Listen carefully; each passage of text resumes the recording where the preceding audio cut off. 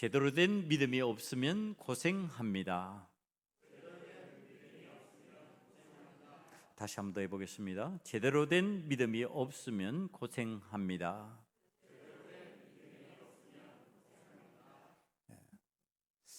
믿음 생활을 하는데 고생을 하면서 믿음 생활하는 사람이 있고요. 평안의 은혜를 누리면서 평안히 믿음 생활하는 사람이 있습니다. 그 왜 그럴까? 여러분, 그 속에 제가 말씀을 묵상하면서 제대로 된 믿음이 없으면 그런 현상이 나타나는구나 하는 깨달음입니다. 이런 것과 관련되어서 제가 경험한 이야기를 하나 소개합니다. 어떻게 임직 예배에 제가 참석하게 되었습니다. 다른 교회에서 드리는 임직 예배인데, 임직 예배에 가면은 임직 예배를 드리러 온 손님들도 많고 청함을 받은 사람이 많으니까 복잡하지요. 그런데 이제 그 계단에서 이렇게 내려오는데 그 교회 계단이 그렇게 넓지가 않았어요. 좀 좁은 계단이었고, 그 계단을 어떤 노인 한 분이 내려오고 계시는데요.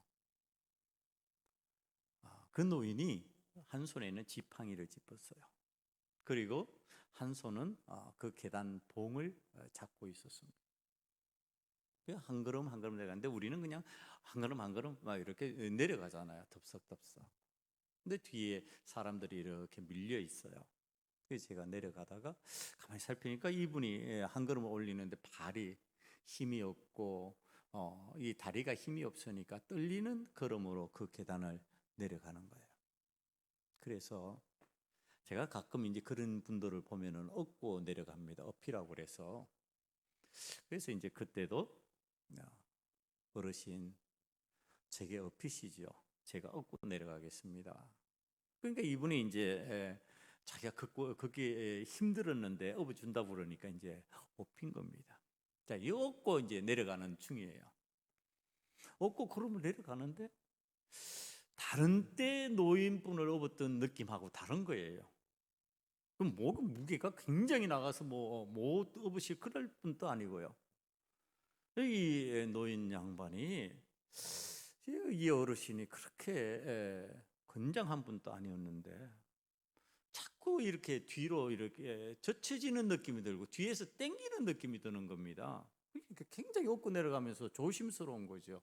이게 지금 자꾸 가뿐가뿐 내려가야지 빨리 속도를 이렇게 적당히 해서 안전하게 내려갈 수 있는데 뭔가 뒤로 자꾸 처지는 느낌이 드니까 제가 이상하다 그러고 뒤를 돌아봤죠. 그랬더니 이분이 아주 그 묘한 행동을 하고 계셨어요.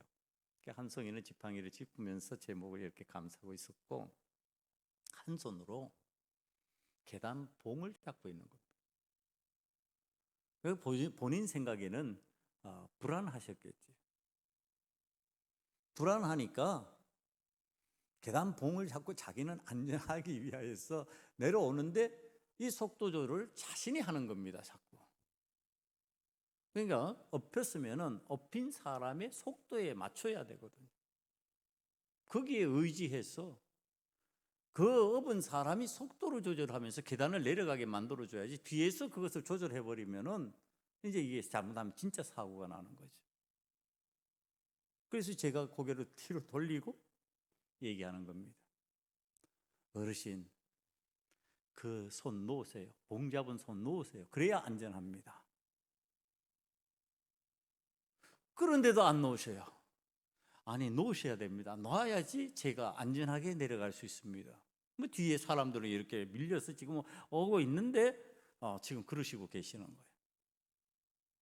그러다가 진짜 이게 잘못하면 사고가 나게 생겼어요. 그래서 제가 평평한 곳에 가서 멈췄었어요. 그 어르신 제가 업고 내려가면 도리어 사고가 나겠습니다. 어르신이 그 봉을 놔야 되는데 봉을 안 놓으니까 지금 속도를 제가 조절을 해야 되는데 어르신이 자꾸 조절을 하니까 사고가 나겠습니다. 어르신 힘드시겠지만 어르신이 걸어 내려가셔야 되겠습니다. 여러분, 그 어르신이 그 끝까지 내려가는데 얼마나 고생했겠어요.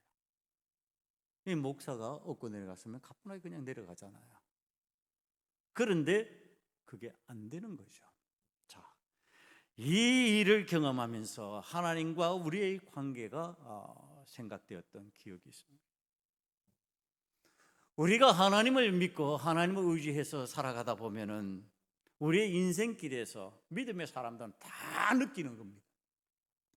믿음의 사람들이 어떤 현상을 느끼느냐 하면은요, 인생길에 이렇게 뒤돌아보다가 보면은 네 발자국이 이렇게 나 있다가 어느 순간에 두 발자국이 나 있는 것을 깨닫게 됩니다. 왜 두 발자국이냐? 우리는 알지요.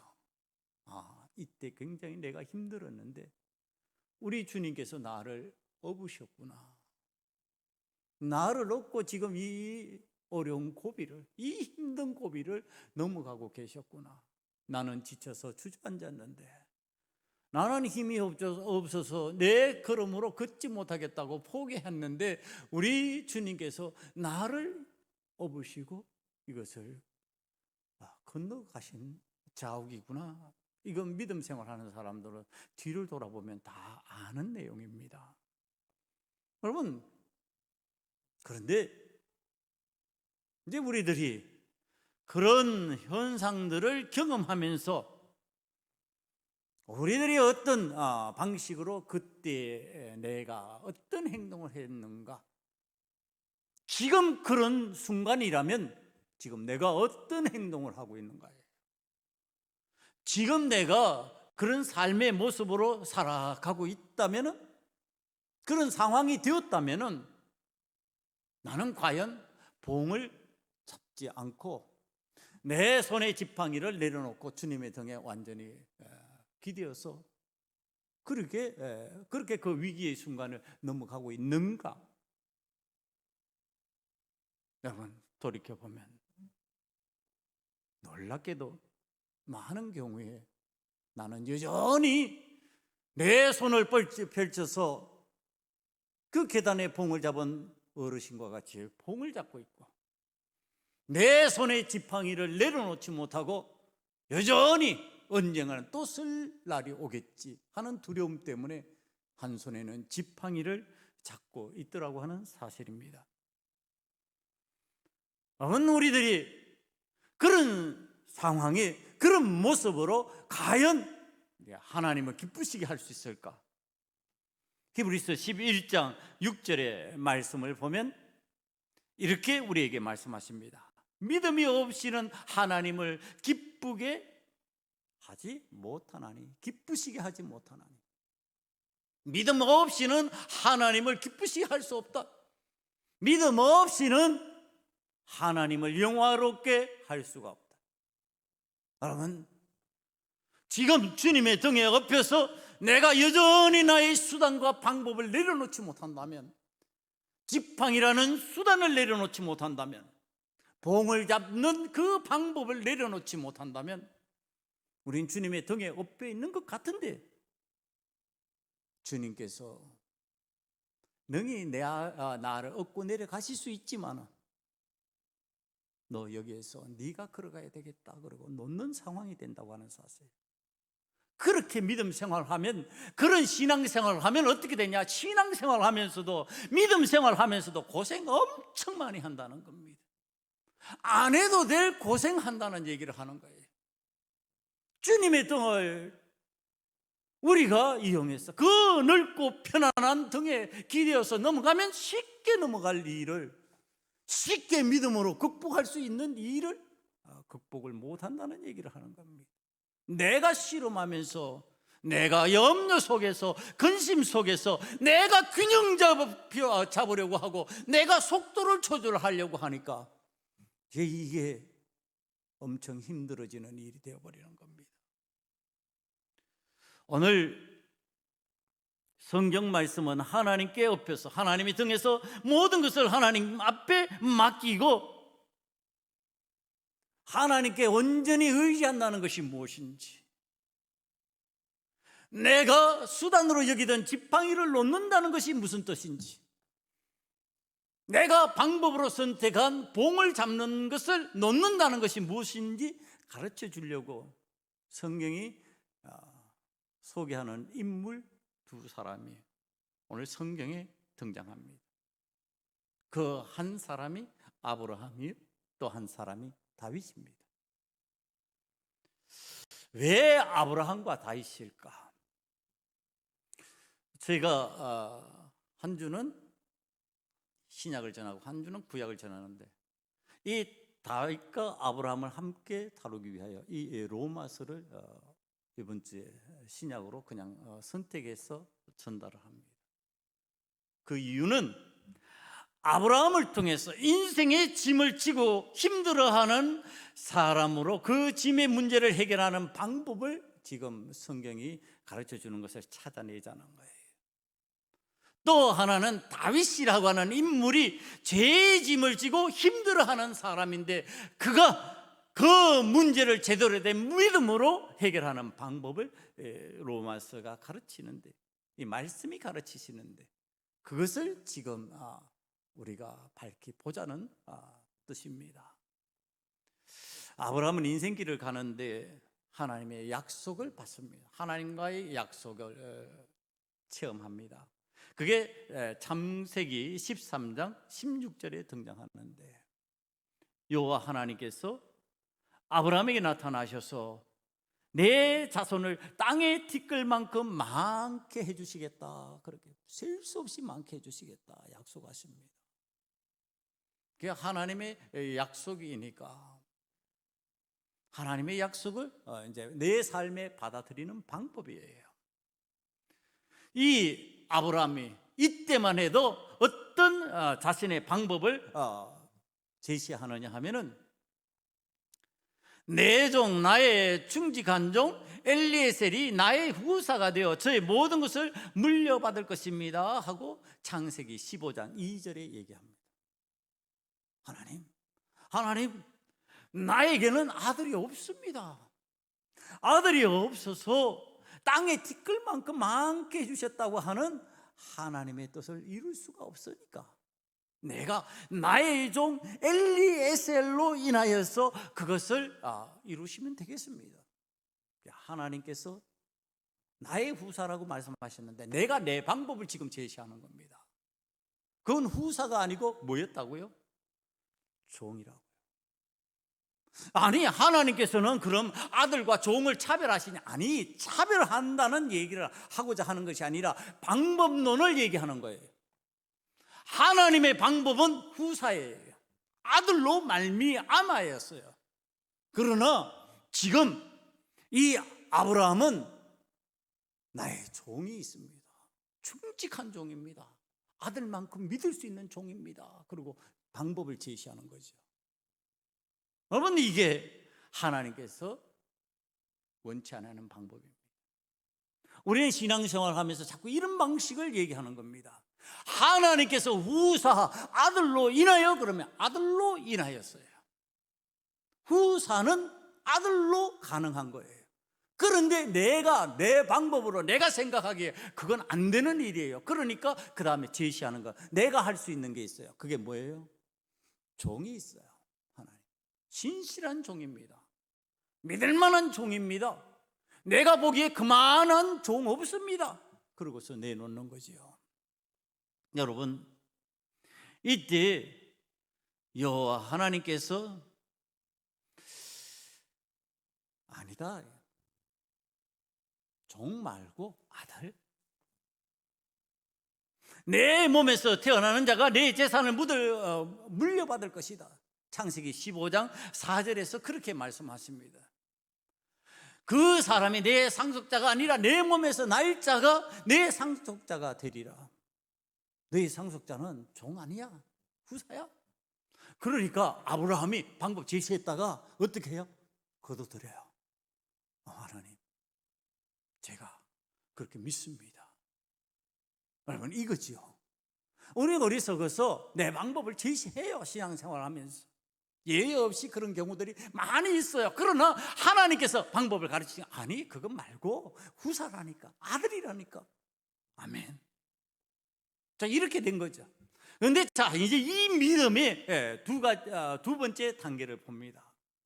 아브라함이 자, 이제 종이 아니라 후사라는 것을 알았어요. 그러니까 내 아들로 인하여서, 내 몸에서 난 아들로 인하여서라는 것을 알았어요. 그때 이제 사라가 방법을 제시합니다. 당신은 가능하지만 나는 안 돼. 이미 경수가 끊겨버렸으니까 임신할 수가 없어. 그러니까 나에게 여종이 있잖아요. 젊은 여종이 있잖아요. 이건 가능할 것 같아요. 그래서 두 번째 방법을 아브라함이 하나님께 제시하는 내용이 바로 하갈이라는 여종을 통해서 얻는 아들입니다. 하나님, 내 후사 이제 있잖아요. 이스마엘 이제 내 몸에서 난 아들 아닙니까? 그러니까 됐지요. 그러고서 두 번째 방법을 제시하는 겁니다. 여러분, 이때 여호와 하나님께서 그 아들 말고 사라에게서 나는 너 본처 내가 사랑하는 아내 사라에게서 난 아들, 그 아들로 인하여서 그렇게 될 거야. 또 이렇게 말씀하시는 겁니다. 내가 두 번째 방법을 제시했는데 하나님께서 그것 아니라고 그러십니다. 여러분, 이건 인간적으로 봤을 때 굉장히 합리적인 일이었습니다. 10년이라는 세월이, 하나님께서 말씀하시고 약속하신 세월이 10년이 지난 뒤의 일이에요. 그러니까 한 10년쯤 기다려서 이 일이 일어났는데, 그리고 아들이 태어났는데, 그러니까 이건 맞겠지. 그러고서 하나님 앞에 방법을 제시하는 거예요. 이스마엘, 하나님 맞지요? 하나님께서 아니요. 그는 서자가 아니냐? 그는 하갈의 몸에서 난 아들이 아니냐? 나는 하갈의 몸에서 난 아들을 원하는 것이 아니고 사라의 몸에서 난 아들을 원하는 것이다. 그 아들로 인하여서 이루어질 것이다. 적자여야만 된다. 아니, 하나님께서 무슨 적자, 서자를 차별하셔서 일하시는 하나님이시냐 말이에요. 지금 그 얘기를 하는 게 아니고 무엇을 얘기하느냐 하면 방법론을 얘기하는 거예요. 인간이 자꾸 제시하는 방법, 인간이 합리적으로 생각하고 제시하는 방법, 인간이 가능하다고 제시하는 방법, 하나님 그걸 끊으시는 거예요. 인간이 제시하는 그 방법 아니야. 너가 제시하는 그 방법 아니야. 너가 할 수 있다고 오늘 표현하고 있는 그 방법 아니야. 내가 할 수 있는 방법 있잖아. 그걸 받아들이라니까. 내가 하는 방법이 있잖아. 나는 불가능을 가능하게 만드는 창조주 하나님, 전능의 왕, 만유의 주가 아니냐. 그걸 믿느냐? 그렇다면 적자지 어떻게 서자가 되겠느냐. 하나님 차별해서 하시는 얘기가 아니라 하나님의 방법론을 얘기하시는 거예요. 인간의 방법론을 받아들이시는 게 아니라 하나님의 방법론을 믿음의 사람들이 순종하면서 이루어 가시는 것을 지금 얘기해 주고 계시는 거예요. 여러분, 이걸 아브라함이 받아들입니다. 여러분, 그리고 아멘 하니까 창세기 21장 2절에 보면 늙은 아브라함이 아들을 낳았습니다. 하나님의 방법을 아멘 하고 받아들이니까 이제 하나님의 방법이 그에게 시행된 겁니다. 그가 아들을 낳았어요. 이제 하나님의 등에 엎여서 내가 잡고 있는 봉을 놓아버렸더니, 내가 잡고 있던 지팡이를 놓아버렸더니, 내 수단과 방법을 놓아버렸더니 하나님의 방법으로 아들이 나오게 만들어 주셨어요. 놀라운 일이 생겼습니다. 이 기적을 아브라함이 체험을 합니다. 그 다음에 이제 세 번째 단계로 나아갑니다. 하나님께서 창세기 22장 2절로 넘어가면은 너는 사랑하는 아들 이삭을 데리고 모리아 땅으로 가라. 내가 너에게 알려주는 산에서 아들을 잡아 번제물로 드려라 그럽니다. 번제로 드려라. 여러분, 지금 아들 잡아서 죽여라 얘기하시는 겁니다. 이 번제는 죽어야 되는 제물을 삼아서 번제를 드리는 겁니다. 여러분, 이 지금 상황이에요. 이때 아브라함이 보이는 모습이에요. 여러분, 아브라함이 이때 자신의 방법을 전혀 제시하지 않습니다. 그러면 성경을 집에 가서 이 창세기 부분 한번 다시 읽어보시기 바랍니다. 아브라함이 하나님, 아니 양이 있지 않습니까? 아니 소를 제가 몰고 갈까요? 저 재물 많습니다. 나 양 많아요. 나 소 많아요. 하나님 원하시면 제가 소도 가능하고요. 하나님 원하시면 양도 가능합니다. 어느 것이든지 가능합니다. 아니 이런 소리 안 합니다. 다음날 아침 일찍이 일어나서 이삭을 데리고 모리아 산으로 향합니다. 이거 왜 그럴까요? 자, 지금 100세의 아들을 낳으면서 아브라함이 어떤 사람으로 바뀌었냐 하면은 자기가 잡고 있던 수단으로 삼고 있던 지팡이를 놓아버리고요, 자기가 붙잡고 있던 봉을 잡고 있던 그 손, 그 방법을 포기해버렸어요. 그러면서 하나님께서 나에게 이와 같은 하나님의 방법을 아멘으로 받아들이고 나아가면 거기에서 창조의 역사가 나타나는구나, 새 생명의 역사가 나타나는구나, 불가능이 가능해지는구나, 이것을 체험한 겁니다. 이것을 받아들인 거예요. 그러니까 지금 번제물로 삼으라는 것조차도 창조주 하나님은 하실 수가 있다. 하나님은 내 아들을 다시 살릴 수도 있다. 하나님은 나를 새롭게 해서 내 아들을 나에게 주실 것이다. 이제 믿어지는 겁니다. 내 방법을 포기하고 하나님의 방법을 받아들이면서 번제를 드리라고 하는 하나님의 방법에 대해서 이와 토를 달지 않습니다. 그는 어려운 인생길을 걸어가는 방법을 이제 체득한 겁니다. 믿음으로 그것을 이겨내는 방법을 체득한 거예요. 그러니까 이제는 전에 내가 수단으로 삼던 것, 내가 방법으로 삼던 것 내려놔 버립니다. 그리고 하나님의 등에 업혀갔던 순간을 기억하면서 내가 이 어려운 일은 하나님의 등에 업혀서 넘어가겠습니다. 그리고 이의 없이 토를 달지 않고 모리아산으로 아침 일찍 일어나가지고 행장을 꾸려가지고 가는 겁니다. 여러분, 우리의 인생의 짐을 해결하는 방식이에요. 신앙인들이 자꾸 하나님 앞에 기도한다는데, 기도하는 내용이 하나님이 어떤 방법을 나에게 말씀하시느냐 그걸 얘기하지 않고요, 내 방법을 자꾸 제시하는 거예요. 하나님, 엘리에셀이 있나이다. 이거 꽤 괜찮은 사람인데, 꽤 괜찮은 방법인데, 하나님, 내 반쪽 아들 있습니다. 서자라 할지라도 그도 좋은 아들입니다. 이스마엘 있지 않습니까? 여러분, 그런데니까요. 여러분, 하나님은 그 방법을 원치 않습니다. 내가 제시하는 방법, 내가 너희에게 가르치는 방법을 수용하라고 말씀하십니다. 여러분, 그것이 바로 불가능한 방법이었습니다. 인간적인 수고와 노력으로 되는 방법이 아니었습니다. 그건 될 수 없는 방법이었습니다.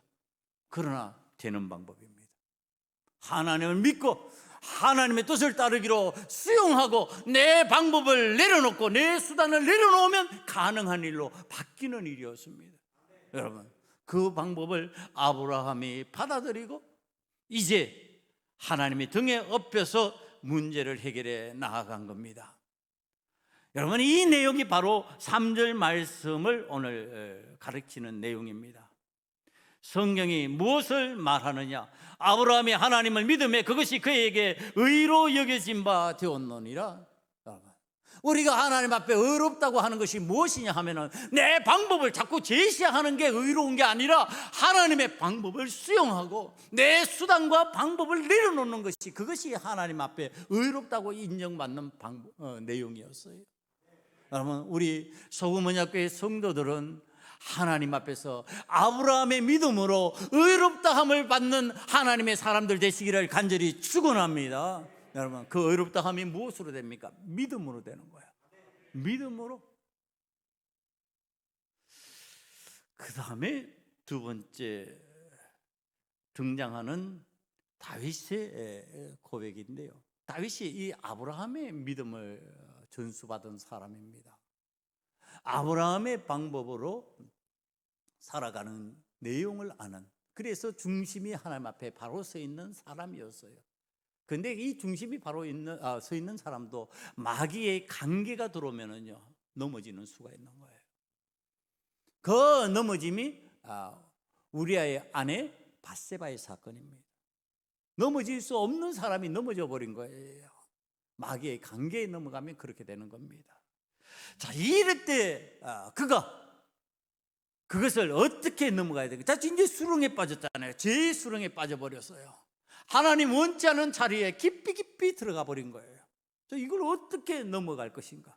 이게 이제 우리 신앙인들이 하나님 앞에서 어리석은 선택을 하고 미련한 일을 해서 수렁에 빠졌을 때 방법을 가르쳐 주는 겁니다. 오늘 로마서 4장 7절 8절 말씀을 보면요, 자기의 죄를 용서받고 자기의 허물을 가려진 이 사람은 복이 있다. 주께서 그 죄를 인정하지 아니한 사람은 복이 있다. 지금 다윗이 고백하는 내용입니다. 자기 얘기죠. 자기 얘기. 이 다윗이 어떤 은혜를 체험했느냐 하면은요, 자신의 충직한 부하 우리아의 아내 밧세바를 범했잖아요. 다윗이 수단과 방법을 제시하는 거 한번 보시기 바랍니다. 제1 수단 방법, 우리아에게 휴가를 주자입니다. 인간적인 방법이죠. 이제 문제를 해결하는 방식이에요. 지금 문제를 해결하는 방식인데 머리를 돌리니까 생각나는 것이 좋은 방법이다. 이 방법이면 되겠구나. 그래, 우리아에게 휴가를 주면은 빨리 휴가를 주자. 임신한 거 알았으니까 이 기간을 줄여가지고 빨리 휴가를 주면은 우리아가 집으로 돌아와서 그의 아내와 오래간만에 잠자리를 같이 하니까 동침하겠지. 그러면 문제가 해결되겠지. 그러면은 그 임신한 것이 우리아의 아들이라고, 그렇게 우리아의 자식이라고 그렇게 말할 수 있겠지. 이렇게 된 겁니다. 그런데 우리아는 충직한 사람이라 나 혼자만 어찌 편안히 잘 수 있냐 거부합니다. 안 합니다. 그러니까 자, 이제 다윗이 제2 방법을 선택합니다. 그러면 죽여야지. 없어지면 되지. 그리고 그 밧세바를 나의 아내로 삼아버리면 문제는 해결되지. 자, 이것까지 나간 겁니다. 여러분, 이게 인간적으로 제시하는 방법이었어요. 다윗이 왕의 지위에서 할 수 있는 일이었어요. 여러분, 왕은 무험하다는 사실을 여러분 아십니까? 왕은 그 죄를 다스릴 사람이 없어요. 그래서 무엇을 하더라도 무험한 거예요. 흠이 되지 않는 상황이 되어버리는 거예요. 자, 이 다윗이 이 상황을 만들었을 때 여호와 하나님께서 나단 선지자를 보내어서 이렇게 말씀하십니다. 당신이 그 사람이라. 당신이 죄 있는 사람이라고 말하는 바로 그 사람이다. 양을 많이 가진, 100마리의 양을 가진 사람이, 한 마리의 양을 가진 사람이 양을 빼앗아가지고 손님을 접대했다고 그러고 얘기하니까 어떤 놈이 그런 놈이 있어? 내가 살아가는 세상에 그런 못된 놈이 있냐? 그 놈을 그냥 둘 수가 없다. 그러니까 나단 선지자, 당신이요, 당신이 그 짓 한 거예요. 당신은 처첩을 그렇게 많이 거느리고 있으면서 우리아의 하나밖에 없는 아내를 그렇게 빼앗은 거요. 여러분, 그 문제를 해결하는 방법, 수단, 어떤 방식이었느냐? 어떤 수단으로 하고 있느냐? 어떤 방법으로 하고 있느냐? 하나님이 기뻐하시는 방법으로 문제를 해결하려고 그랬느냐? 안 했지요. 내 방법이죠. 내 수단이죠. 내가 쓸 수 있는 수단, 우리 아이에게 휴가를 줘라. 내가 쓸 수 있는 방법, 죽여버려라. 전혀 표시 안 나게 죽여라. 죽으면, 잘못 죽이면은 그게 내게 원성으로 돌아오니까 전쟁에 앞장 세워가지고 다 후퇴하고 그만 남아서 싸우다가 죽게 만들어봐라. 굉장히 합리적인 방법이에요. 여러분, 그러나 그것이 문제를 해결하는 방식일 수가 없었어요. 그것을 다윗이 지금 나단 선지자를 통해서 하나님께서 그건 방법이 아니야. 그건 해결되지 않는 방법이야. 그 방법을 네가 썼어. 그 방법은 내가 용납할 수가 없어. 그러니까 다윗이 방법을 바꿉니다. 그 방법이 뭘까요? 통해 자복하는 방법이에요. 하나님 앞에서. 하나님, 내가 왕의 자리에 있으면서 왕의 권력으로, 왕의 수단과 방법으로 그 일을 했는데 하나님 앞에서도 내가 왕이라고 하는 착각을 했습니다. 하나님 앞에서 나는 백성이요, 하나님 앞에서 나는 죄인입니다. 내가 죄를 지었습니다. 통해 자고 갑니다. 하나님 앞에서 왕인데 울며 불며 하나님 용서해달라고 하나님 앞에 그렇게 기도하는 방법을 선택을 합니다. 그리고 내가 썼던 거 다 포기합니다. 하나님 뜻대로 하시옵소서. 여러분, 그러니까 그 죄의 삭스로 잉태한 아들을 하나님께서 데려가 버리셨어요. 그거 수용합니다. 여러분, 그로 인하여서 백주대낮에서 수칠당하는 다윗의 가문이 되었습니다. 그것 수용합니다. 여러분, 하나님의 방법을 수용한다는 것은 그런 의미입니다. 내가 좋은 것만 선택하는 거 아니에요. 내가 하나님 앞에서 범죄했으면 그 대가조차도 수용하는 거예요. 하나님 원치 않은 자리에 들어갔으면, 하나님 기뻐하시지 않는 모습으로 했으면 통에 잡아가면서 그것을 받아들이는 거예요. 그게 내 수단을 내려놓는 방식이에요. 그것이 내 방법을 내려놓는 방식이에요. 여러분, 여전히 회개했다 하면서도 내 수단을 제시해요. 내 방법을 제시해요. 하나님, 이 방법 있잖아요. 하나님, 이 방식 있잖아요. 내가 이런 것 할 수 있어요? 이건 감당할 수 있어요? 아니에요. 하나님께서 원하시는 대로 하는 거예요. 여호와 하나님 앞에 맡겼더니 여호와 하나님께서 이 다윗을 죄의 수렁에서 건져주시고 업어서 그 죄의 수렁을 건너게 만들어 주셨습니다. 그래서 성군 다윗이 되는 거예요. 믿음의 사람은 하나님 앞에서 그렇게 자기의 방법과 수단을 내려놓으면서 건너가는 것인데, 이 하나님 앞에서 하나님 사람들이 이렇게 선택하면서 가면 좋은데요. 여러분, 우리가 그런 선택을 하고 그런 방법으로 하나님 앞에 믿음의 삶을 살려고 하면 마귀가 가만히 놔두겠냐는 거예요. 그래, 믿음 생활 잘 해라, 하나님 원하신 대로 잘 순종해서 은혜 받고 복 받는 사람 되어라, 그러겠냔 말이에요. 마귀가 관계를 부리기 시작합니다.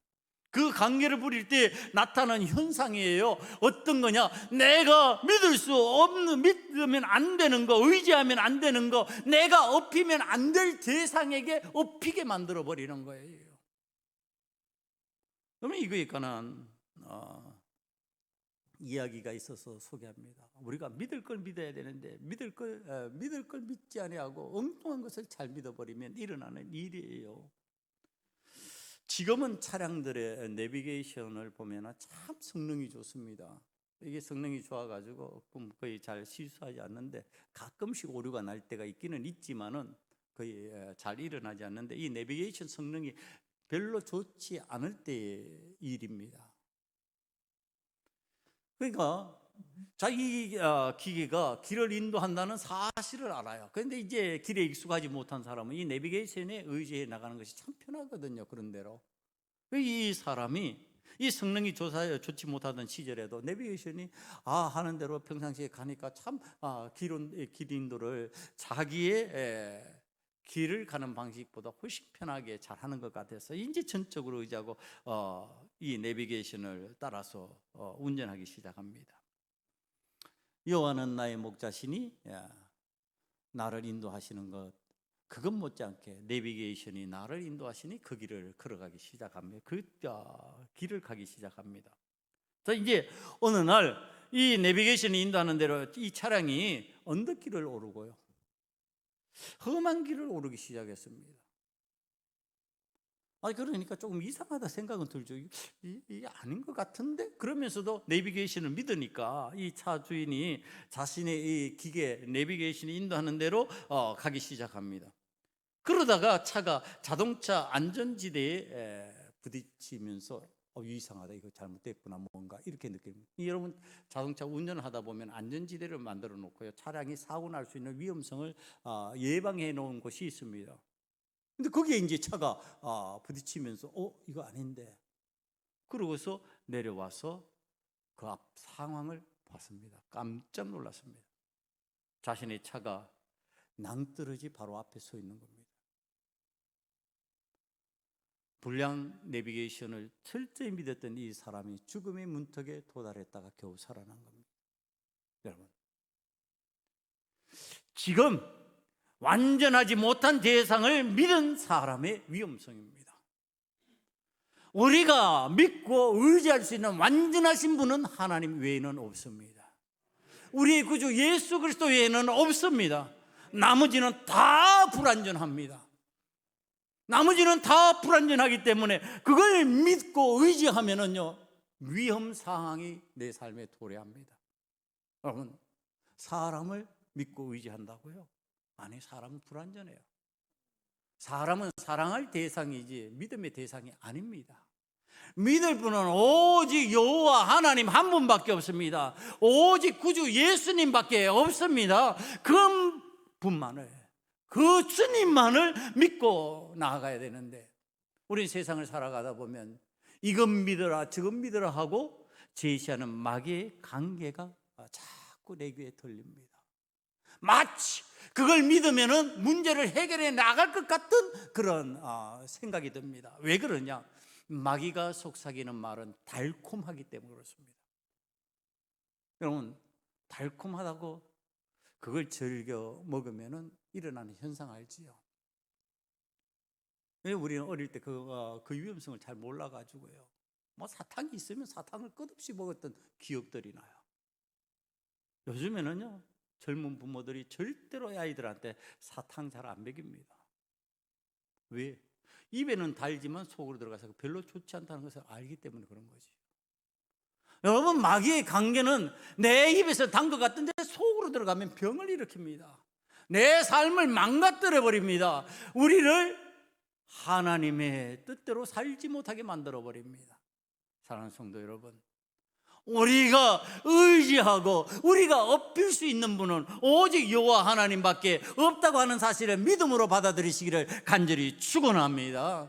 그래야만 여러분들 수고하지 않습니다. 믿음 생활하면서 수고하지 않습니다. 믿음 생활하면서도요, 마귀의 관계에 넘어가면 수고를 많이 합니다. 엄청나게 합니다. 이런 이유에서 저런 이유에서 마귀의 유혹에 넘어가서 흔들리다가 그리스도 돌아오면은 너무너무 수고하는 거예요. 너무너무 힘든 일을 많이 겪는 거예요. 사랑하는 성도 여러분, 제대로 된 믿음을 가지고 여호와 하나님을 의지하고 여호와 하나님 앞에 등에 엎혀서 그 위기의 순간을 넘어가는 자는 평안의 은혜가 임합니다. 문제 가운데서도 그 문제에 함몰되지 않습니다. 그 문제를 이겨내고 능히 쉽게 하나님의 영광을 찬양하는 자가 됩니다. 사랑하는 성도 여러분, 제대로 된 믿음으로 세상을 이겨나가시는 그리스도인 되시기를 간절히 축원합니다. 기도하시겠습니다. 아버지 하나님, 하나님의 사람들이 제대로 된 믿음으로 이 세상에서 고생하고 수고하는 헛고생을 하지 않기를 원합니다. 아버지 하나님의 은혜로 저희들이 살았다고, 저희들이 하나님의 은혜로 돌보심을 받았다고 하는 자가 되게 도와주시옵소서. 예수님 이름으로 감사하며 기도드리옵나이다. 아멘.